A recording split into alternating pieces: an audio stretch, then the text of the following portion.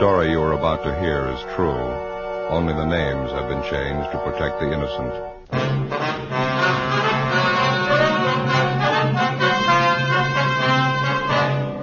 You're a detective sergeant. You're assigned a robbery detail. A man is pulled from his car on a deserted street. He's robbed, beaten viciously. His car is stolen. The criminal makes good his escape. Your job, find him.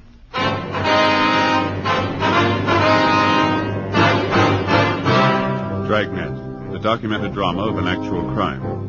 For the next 30 minutes, in cooperation with the Los Angeles Police Department, you will travel step by step on the side of the law through an actual case transcribed from official police files. From beginning to end, from crime to punishment, Dragnet is the story of your police force in action. It was Monday, July 9th. It was warm in Los Angeles. We were working the day watch out of robbery detail. My partner's Ben Romero. The boss is Thad Brown, chief of detectives.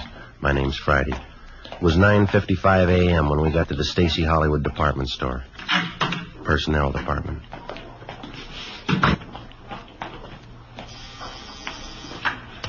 Stacy Hollywood. That would be the yardage department. Yes, ma'am, I'll connect you. Yes, sir, can I help you? Police officer. Yes, sir. I'd like to speak to one of your employees, Harvey Kimbrough. Just a moment, I'll page him for you. You got a match? Yeah. Here you are. Thank you. When I was a kid, I never could figure out what that was. What's that? The auto call system. To call employees to the phone. Rings all over the store, you know. Yeah, I know. Office? Yes, Mr. Kimbrough, there are 2 policemen waiting to see you on the 10th floor. All right. That was Mr. Kimbrough. He's on his way up. Thank you very much. Did I give you the crime report on this thing? No, I think you kept it, didn't you? Let's see. Stacy Hollywood. Oh, yeah.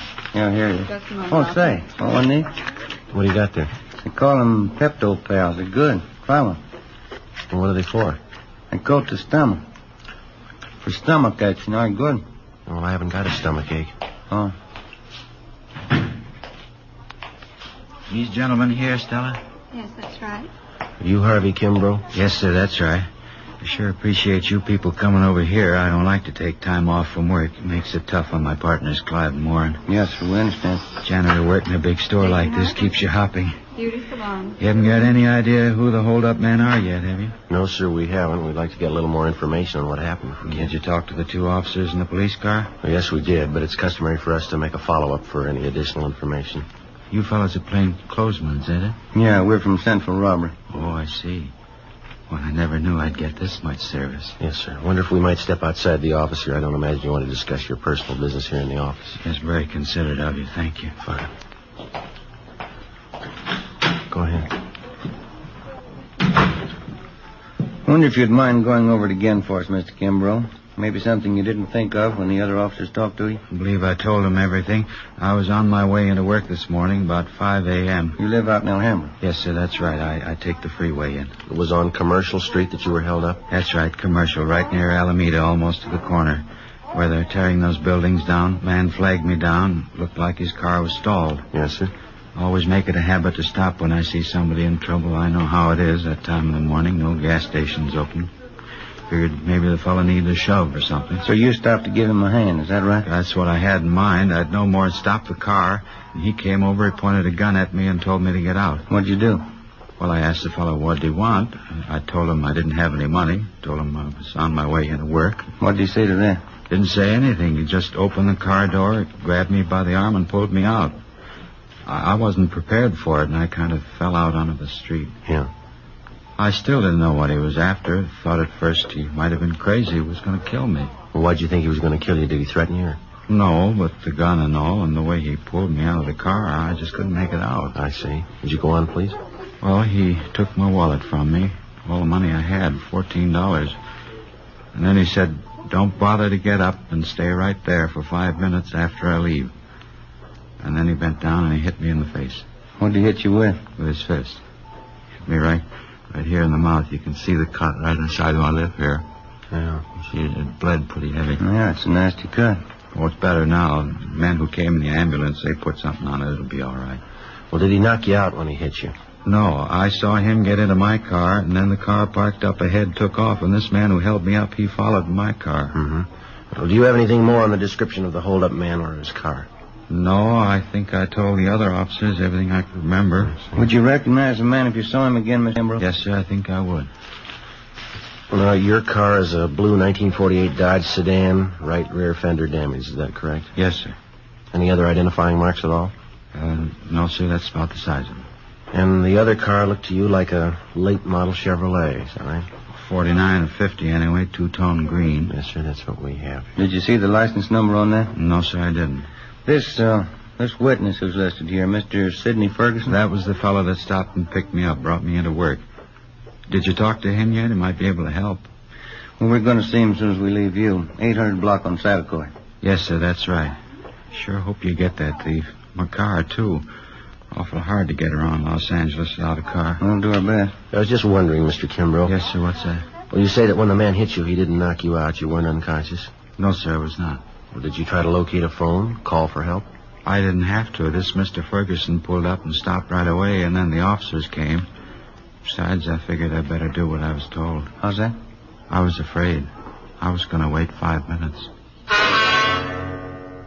Ben and I left the department store, picked up our car in the parking lot next door, and drove out to the San Fernando Valley, the 800 block on Satakoy Avenue. Citizen's home was better than one farmhouse.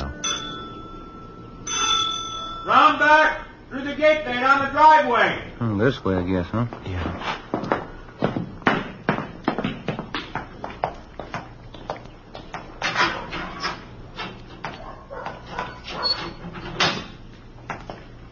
Hi there.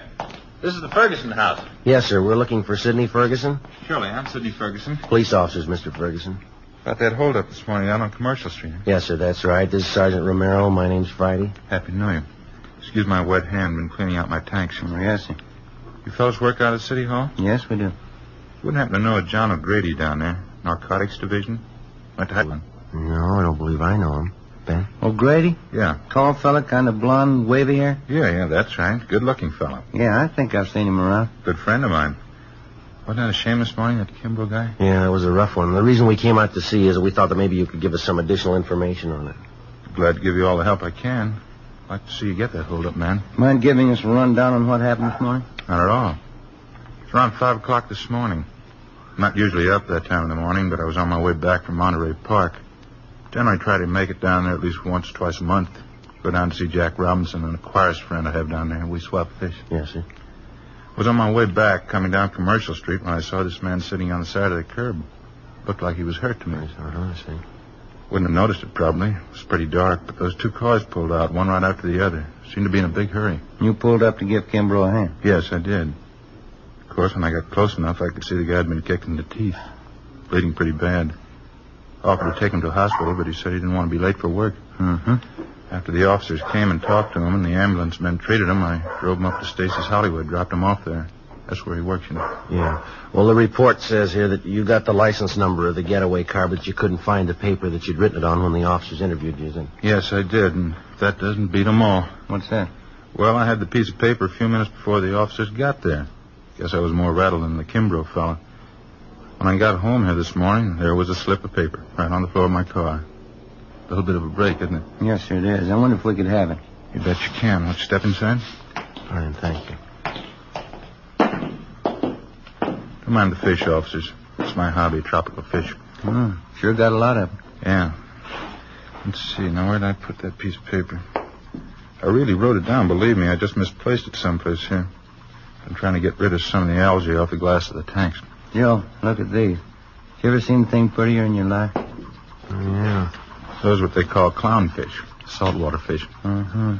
Do you keep all tropical fish in salt water? Oh, no. Most of them are freshwater. That is, ones that breed good in captivity. Where do you get all these fish? You catch them? Oh, no. A place called Aquarium Stock Company out on Beverly. Uh-huh. Look there, Joe. Down the corner. See him over there? Yeah. That's a seahorse, Joe. Yeah, that's right. They're also kept in saltwater. Sure is interesting, huh, Joe? Yeah. How'd you fellas really like to see something you haven't seen before? What's that? Look in this tank here. Hoplochromos multicolor. That's a scientific name, commonly known as the Egyptian mouth breeder. Is that a fact? It's a little female there. She's one of the most sacrificing mothers in aquarium history. One of the strangest, too. How's that? Well, she lays her eggs in a small depression in the sand down there at the bottom of the tank. Well, how many eggs would that be? Usually 80 to 90. Now, here's the strange part. As the eggs are fertilized, she scoops them up in her mouth. She eats them? Oh, no. They remain in her mouth while they hatch. Well, how long does that take? Over 14 days. Well, how does she eat? That's just it. She doesn't. She doesn't touch food in any form for this 2-week period. Seems to just waste away. What happens then? Finally, the eggs hatch after 14 days, and the little fry comes swimming out of the mother's mouth. Yeah. And while the fry are growing up, first, you can hardly see them. They're so tiny. While they're growing up, if anything frightens them, quick as a flash, they're back in the mother's mouth. Well, that's certainly amazing. Joe? Yeah. Optochromis multicolor, commonly known as the Egyptian mouth breeder. That as big as they ever get? Yes, sir. 1 inch to 1.5 inches. It's hard to believe. The bedders are almost as strange. The male builds a bubble nest on the surface of the water. That's these in this tank. Oh, here's that paper. The one I wrote the license number on. Oh, that's fine. I wonder if I could see that, please. Here you are. Thank you. You pretty sure of this number, Mr. Ferguson? Yes, I am. I got a good look at it. Well, thank you much, sir. Yeah, thank you. Not at all. Wish you could come over and spend a little time. You seem kind of interested in tropical fish. Yeah, well, maybe I'll do that sometime. Bye. Bye. Sir. Thanks very much. That's a good break if this license number checks out, huh? Yeah. That Ferguson's a nice fella. Yeah. Say, Sergeant Romero. Yes, sir? You almost forgot. I meant to ask you. What's that? About 5 weeks from now. Yeah? How'd you like a nice pair of baby Egyptian mouth breeders?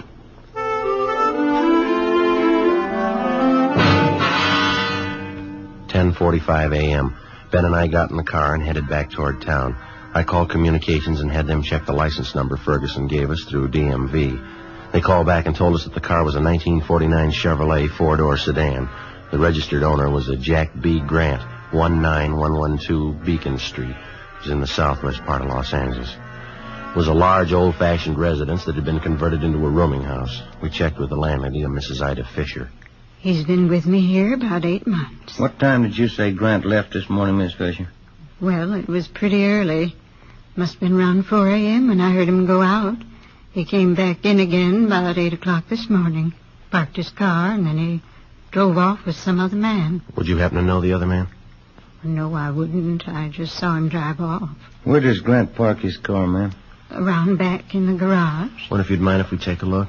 I know, that's all right. You just go right around the back there down the drive. Thank you very much, ma'am. Now, there's 2 cars parked in there. The black Ford belongs to Mr. Spencer. Yes, ma'am, thank you. And the 19 and 49 Chevrolet, that's Mr. Grant's. We checked the car and the license number. It matched the description given us by the victim, Harvey Kimbrough, and the witness, Sidney Ferguson. Together with Mrs. Fisher, we checked Jack Grant's room. We found nothing of importance. His clothing and personal effects were all there, nothing to indicate that he wouldn't be back. We told the lady that we're placing the house under surveillance, and if Grant should return, not to say that we'd been there. She agreed and offered further assistance. She said she'd signal us by raising and lowering her front window curtain when Grant returned. We parked down the street, called the office, and advised them we were on stakeout. 2 men were sent out, and they covered the back entrance. Ben and I covered the front. By 6 o'clock that night, Grant had failed to show. 9 p.m., still nothing. 11 p.m.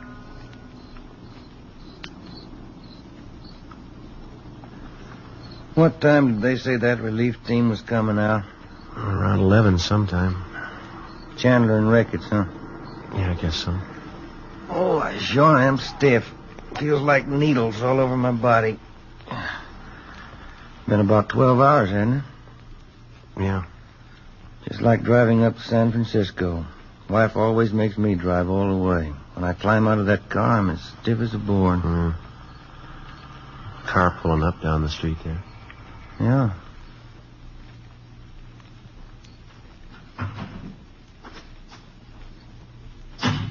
Mm-hmm. That's Ricketts.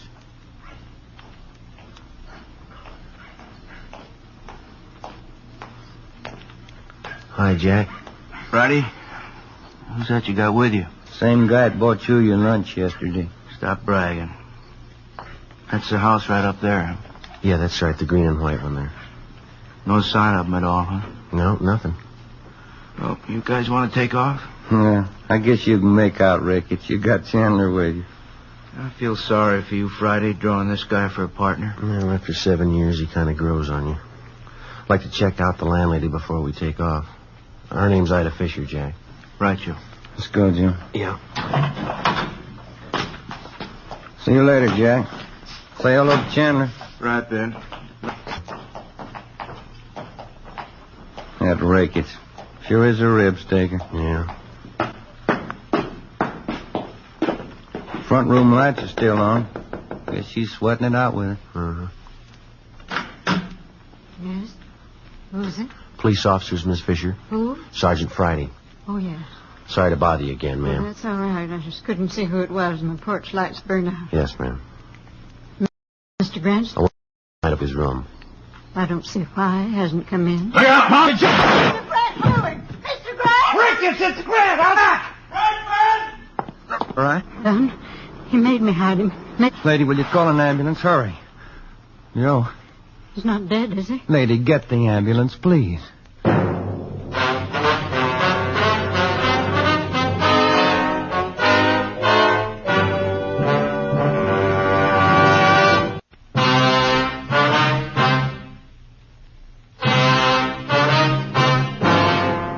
Monday, July 9th, 11:28 p.m. The ambulance arrived and Joe was taken to Georgia Street Receiving Hospital. His condition was critical. Despite the fact that the other men on stakeout at the house had closed in as quickly as possible, Jack Grant somehow succeeded in jumping out a side window and making good his escape through a maze of neighboring backyards. The men at the scene began a search of the immediate area. I called in and communications got out a broadcast on an APB. A special detail of men and cruiser cars was rushed to the scene and a blockade thrown up around the area. I stayed on and worked with Ricketts and Chandler. Under questioning, the landlady, Mrs. Fisher, broke down and admitted that Grant had given her $10 to keep his presence in the house a secret. He told us that when we had searched the suspect's room earlier, he had hidden in the cellar. She was taken into custody. 1:30 a.m. I got a relief and I went downtown to the Georgia Street Receiving Hospital. P&F ward. We removed one slug from the upper thoracic region, another one from his right shoulder.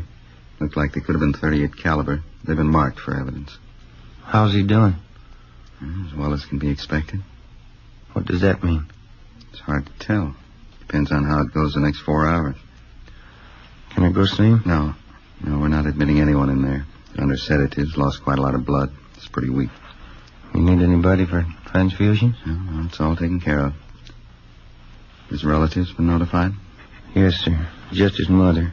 She's visiting relatives up in Renton, Washington. I sent them a wire. They'll break the news to her. Yeah, that's about all we can do for now.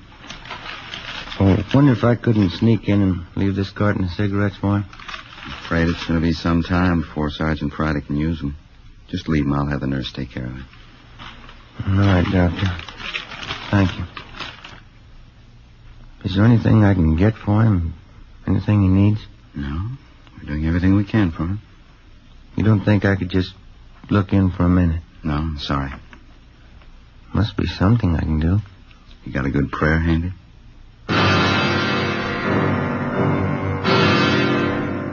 2 a.m.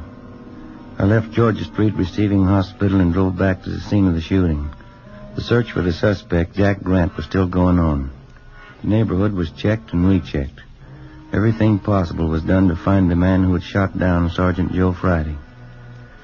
It's been said that a police department goes all out, doubles its efforts to run down a criminal who attacks a police officer. It's true, but most people aren't aware of the reason. Certain elements you to believe that the police officer places the safety of his fellow officers above that of the citizen. This isn't true. His first day at the academy, the cadet peace officer is taught this basic fact. If a criminal would shoot down the armed police officer, he wouldn't hesitate to shoot down the unarmed citizen. 3 a.m. I finally located Lieutenant Jack Ricketts at the corner of Coronado and Beacon Street, 7 blocks from the scene of the shooting. How is he? Not too good. Depends on the next 4 hours. What are his chances? I didn't ask. Well, we're not getting any place here. Nothing at all? Nothing. Something's got to break. Chandler's still downtown. They're combing through Grant's package down at the I Bureau. They come up with anything? Not the last time I checked, about 40 minutes ago. Got any ideas? Fresh out. You? Couldn't have gotten far. Not this soon he couldn't. Bus depots, train terminals, and airports are all covered. Highway patrol's been alerted. Nothing so far. He's someplace close.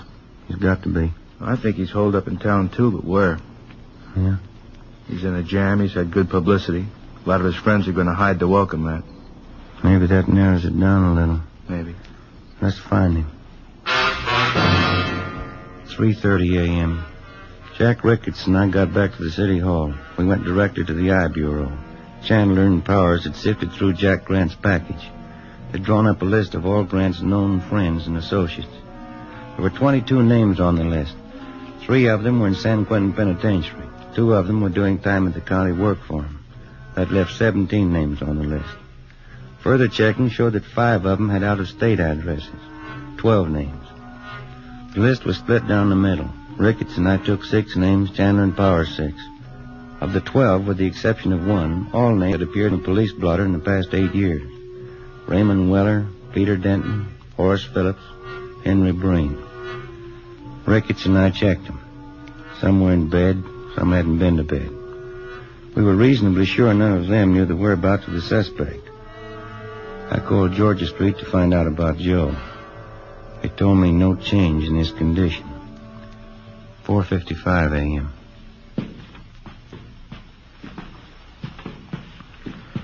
After this one, we get a quick bite to eat, huh? You don't look so good. I'm not hungry. What's this one's name? Anthony Baxter, room 23. This is it.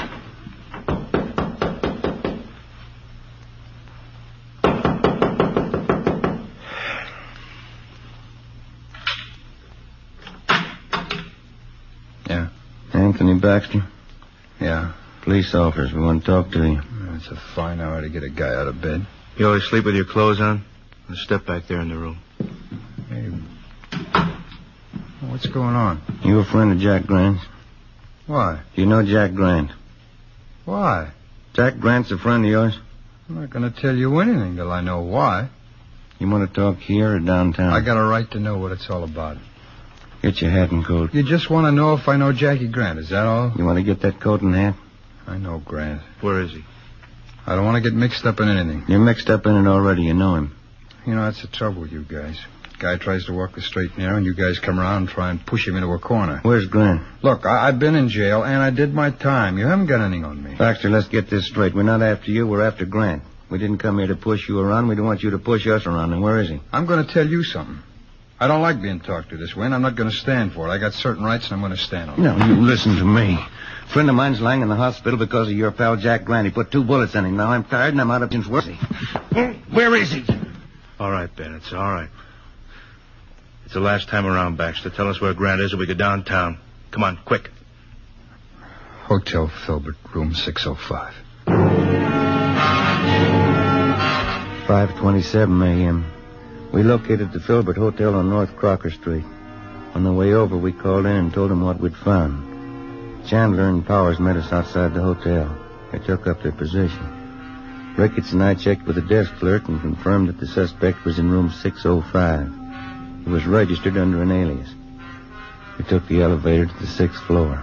Room 605 is directly across from the elevator.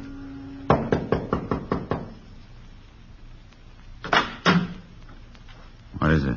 Police officer. Watch your pants. Now keep your hand out of that pocket, Grant. I wouldn't want to shoot you. 5:42 a.m. Ricketts and Chandler took the suspect into custody. It was 6:03 a.m. when I got to Georgia Street Receiving Hospital, P&F ward. Sergeant, How is he? you can go in. Don't stay too long. Thanks.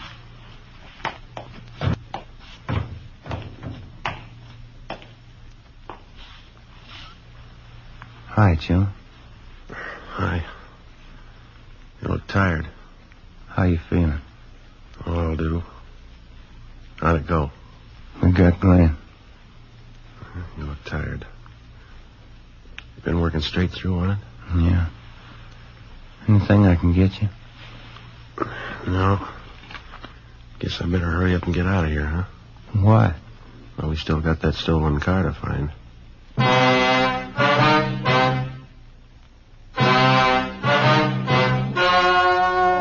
Story you just heard was true. Only the names were changed to protect the innocent. On November 7th, trial was held in Superior Court, Department 89, City and County of Los Angeles, State of California. In a moment, the results of that trial.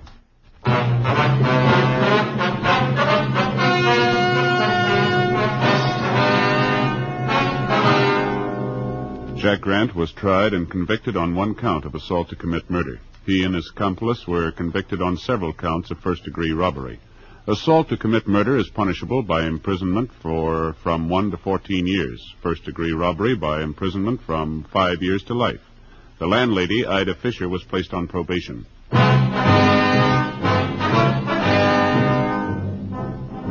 You have just heard Dragnet, a series of authentic cases from official files. Technical advice comes from the Office of Chief of Police W.H. Parker, Los Angeles Police Department.